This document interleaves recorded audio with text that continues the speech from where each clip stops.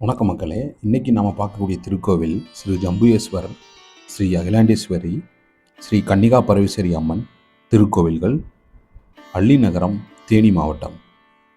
இந்த கோவிலுக்கு நீங்கள் அள்ளிநகரம் அள்ளிநகரத்துலேருந்து பெருமாள் கோயில் பெருமாள் கோயில் பின்னாடி வரணும். இது அந்த வழி பாருங்கள். இதுதான் கோவில் என்ட்ரன்ஸு பாருங்கள். பெருமாள் கோயில் பின்னாடி இருக்குது. இந்த கோவில் நுழைஞ்ச உடனே நம்ம முதல்ல வரவேற்கிறது சிவனும், அதாவது இங்கே ஜம்புகேஸ்வர், ஸ்ரீ அகிலாண்டேஸ்வரி அம்மன். சிவன் சன்னதி முன்னே இந்த சிற்பம் என் கண்ணை கவரிச்சு பாருங்க, எவ்வளோ அற்புதமாக இருக்குன்னு. சிவனுக்கு முன்னே அழகான நந்தி தெய்வம் உள்ளது. இரு பக்கமும் காவல் தெய்வமும் உள்ளது. நான் இப்போ முன்னோக்கி காட்டுறேன் பாருங்க. வணங்கிங்க அந்த நந்தியை.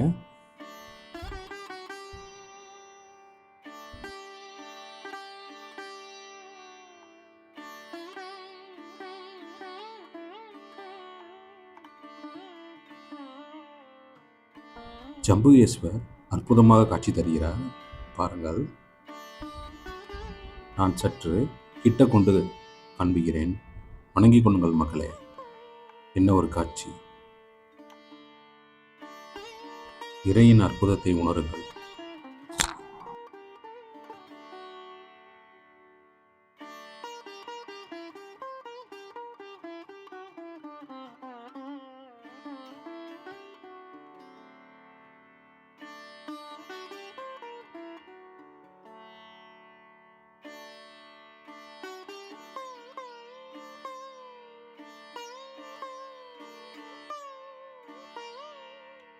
அடுத்து அம்மன் சன்னதி.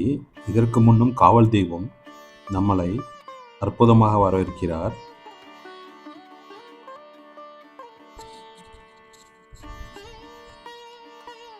காவல் தெய்வங்கள் சிற்பம் அற்புதமாக உள்ளது. கலைநயத்துடனும் அழகுடன் அமைந்துள்ளது. இப்போது நாம் கோவிலை சுற்றி வரலாம். வாருங்கள், என்னோடு சென்று கோவிலை சுற்றி பார்க்கலாம் மக்களே. கோவில் முழுவதும் கண்ணை கவரும் வண்ணங்கள் கவருகிறது. தட்சணாமூர்த்தியை வணங்குங்கள். பிறகு ராம் தர்பாரை காணுங்கள். எவ்வளோ அற்புதமான சிலைகள் என்று பாருங்கள். நமக்கு அருமையாக காட்சி தருகிறார். வணங்கிக் கொள்ளுங்கள் மக்களே. அடுத்து ஸ்ரீ பாலாஜியும் பத்மாவதி தாயாரையும் பாருங்கள்.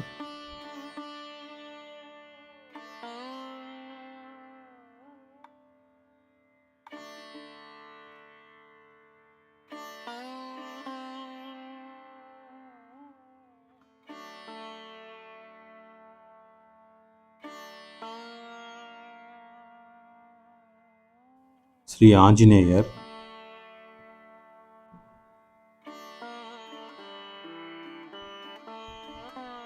அருளை பெற்றுக்கொள்ளுங்கள் மக்களே.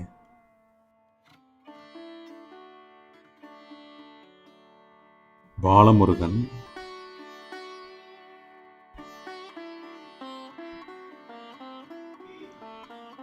அற்புதமாக இருக்கிறார்.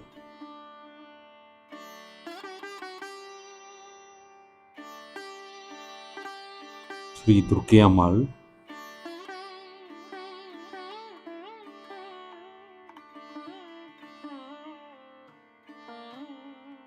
ஸ்வர்ண பைரவர் அற்புதமாக அருள் புரிகிறார்.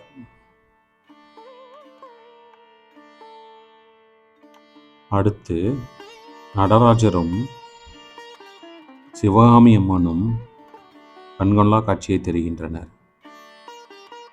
வணங்கிக் கொள்ளுங்கள் மக்களே.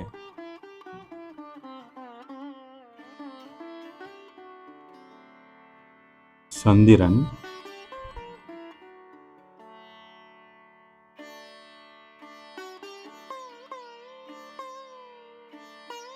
சூரியன்,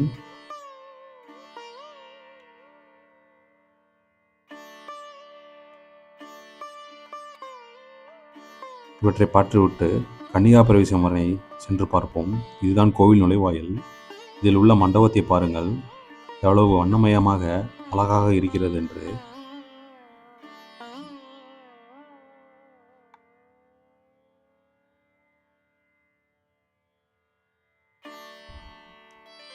அம்மன் சன்னதியிலும் காவல் தெய்வத்தின் கலைநயம் கண்ணை கவர்கிறது. அற்புதமான வண்ணத்துடன் பார்த்துக்கொண்டே இருக்கலாம் போட்டிருக்கிறது. அதுவும் இரு பக்கமும் உள்ள யானை சிலையானது கண்ணை கவருகிறது.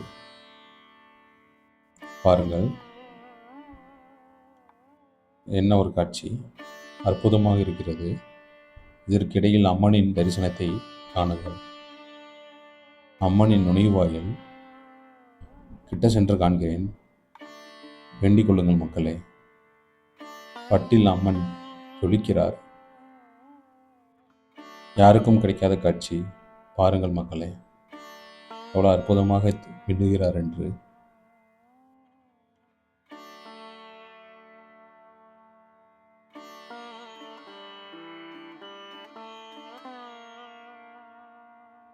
அம்மன் கோவில் சன்னதி வெளியே உள்ள அழகான சிற்பங்களை தொடர்ந்து பார்க்கலாம். பாருங்கள்.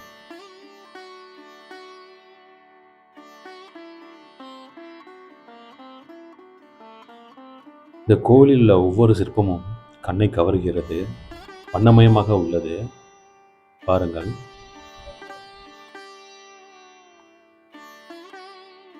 கன்னி விநாயகரை பாருங்கள். சற்று கிட்ட கொண்டு காண்பிக்கிறேன். என்ன ஒரு அற்புதமான காட்சி. வாங்கிக் கொள்ளுங்கள் மக்களே.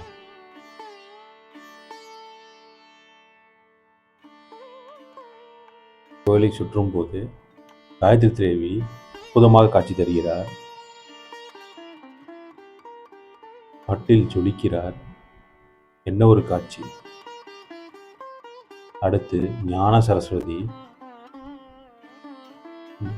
மஞ்சள் பட்டு உடுத்தி அற்புதமாக காட்சி தருகிறார். ஸ்ரீ தன்வந்திரி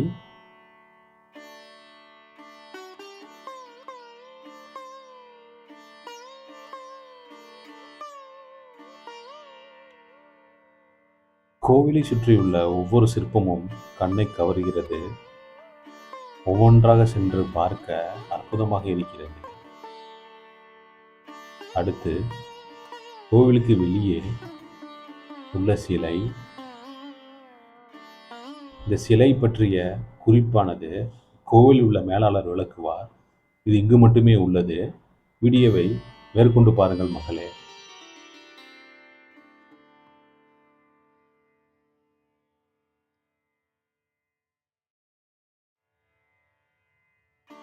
அனைத்து தெய்வத்தையும் வணங்கிவிட்டு வெளியே வர நவகிரகம் நம்மளை வரவேற்கிறது.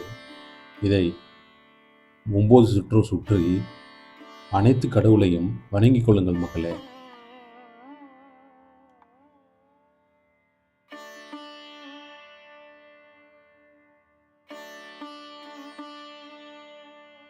கோவிலுக்கு வெளியே கோவிலை சுற்றி உள்ள அற்புதங்களை தொடர்ந்து காணலாம்.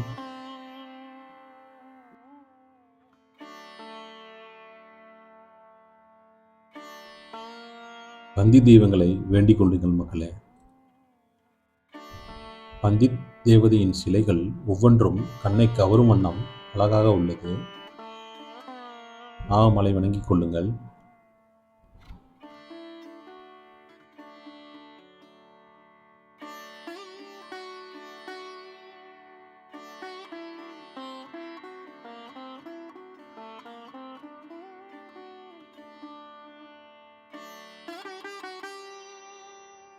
அடுத்து கோவில் மேலாளர் கோவில் நடக்கும் பூஜைகள் பற்றியும் வரலாறு பற்றியும் விளக்குவார். கோயில் பின்புறம் இருக்கு. இந்த கோயில் வந்து பார்த்தீங்க அப்படின்னா தேனி அள்ளிநகரம் ஆரிய வைசிய மகாஜன சங்கத்துக்கு கீழே ஸ்ரீ வாசவி ட்ரஸ்ட்ன்ற மூலமா இந்த கோயில் நடத்திட்டு வரோம். இந்த கோயில் வந்து பார்த்தீங்க அப்படின்னா ஸ்ரீ வாசவி கன்னிகா பரமேஸ்வரி அம்மன் இருக்காங்க.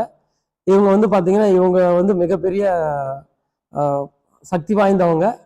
பௌர்ணமி அன்னைக்கு இவங்களுக்கு வந்து விசேஷ பூஜைகள் நடக்கும். அந்த விசேஷ பூஜைகளில் வந்து கலந்துக்கிட்டு நீங்கள் என்ன வரம் கேட்டாலும் கண்டிப்பாக அந்த அம்மன் கொடுப்பாங்க. இன்னும் அவங்க அந்த அம்மா வந்து கன்னிகாவாக இருக்காங்க. அதனால தான் ஸ்ரீ வாசவி கன்னிகா பரமேஸ்வரி அம்மன் சொல்லியிருக்கோம். இந்த அம்மனை பற்றி நீங்கள் கூகுளில் சர்ச் பண்ணி நீங்கள் ஸ்தல வரலாறுலாம் நீங்கள் படிச்சுக்கலாம். தமிழ்நாட்டில் இவங்களுக்கு வந்து நிறைய கோயில்கள் இருக்குது. அதே மாதிரி தான் நாங்கள் இந்த சமுதாயத்தார் சார்ந்து இந்த இடத்துல எங்கள் கோயில் கட்டியிருக்கோம். எல்லாருமே வந்து பௌர்ணமி அன்னைக்கு இவங்களுக்கு வந்து விசேஷ பூஜையில் வந்து கலந்துக்கோட்ட ரொம்ப ரொம்ப சிறப்பாக இருக்கும். அப்புறம் வந்து பார்த்தீங்கன்னா ஸ்ரீ ஜம்புகேஸ்வரர், ஸ்ரீ அகிலாண்டேஸ்வரி அம்மன் கோயில் இங்கே இருக்கும். இது ரெண்டுமே பார்த்தீங்க அப்படின்னா திருச்சி திருவானைக்காவல் ஸ்ரீ ஜம்புகேஸ்வரர் அகிலாண்டேஸ்வரி அம்மன் மாதிரியே இங்கே அந்த கோயிலை வந்து உருவாக்கியிருக்கோம். இந்த கோயில் வந்து எப்போ உருவாச்சா அப்படின்னு பார்த்தீங்கன்னா 2009 இந்த கோயிலை கட்டணும்.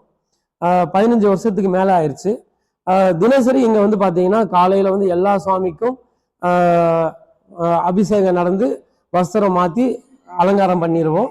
3 சாமிகளுக்கு வந்து பால் அபிஷேகம் தினசரி நடந்துட்டு இருக்கும். அது போக இங்கே வந்து பார்த்தீங்கன்னா ஜம்புகேஸ்வரருக்கு வந்து பார்த்தீங்க அப்படின்னா பௌர்ணமி, அமாவாசை, பிரதோஷம் இந்த 4 பூஜைகள் ஒவ்வொரு மாதம் நடக்கும். பௌர்ணமி வந்து பார்த்தீங்க அப்படின்னா ரொம்ப சிறப்பாக நடந்து அன்னதானம் நடக்கும். அமாவாசை அன்னதானம் நடக்கும். இதில் வந்து நிறைய பேர் வந்து கலந்துக்கிறாங்க. கலந்துக்கிட்ட பக்தர்கள் வந்து அவங்க என்ன வரம் கேட்டாலும் ஒரு ஜம்புகேஸ்வரர் வந்து உங்களுக்கு ஒரு 3 நாள்லேருந்து 5 நாள்லேயே அவர் அப்ரூவல் கொடுத்துருவாரு.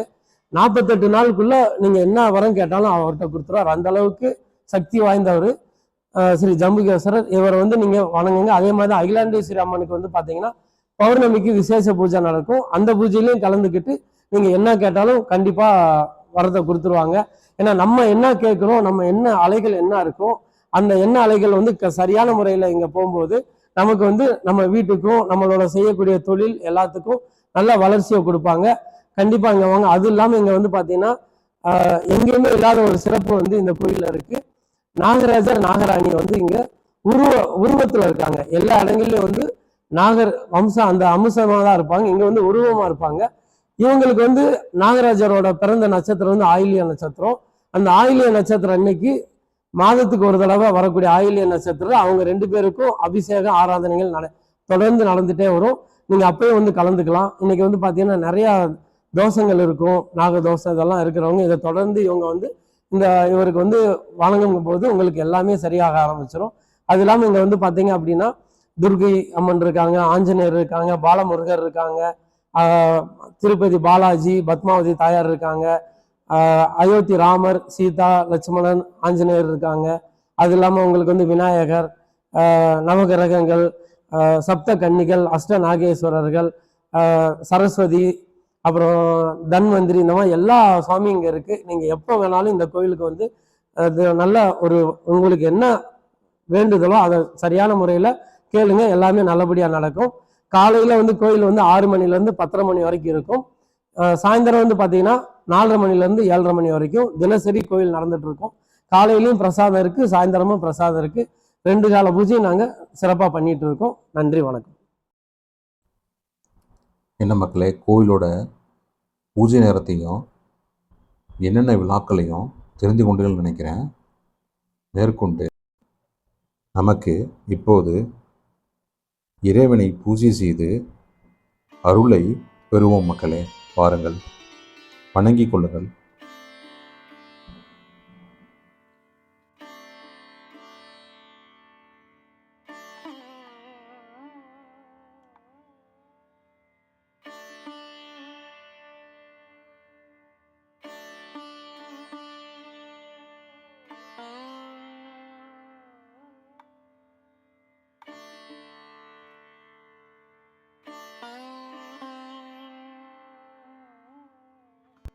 அடுத்து வேறொரு நல்ல திருக்கோவிலில் சந்திக்கலாம் மக்களே.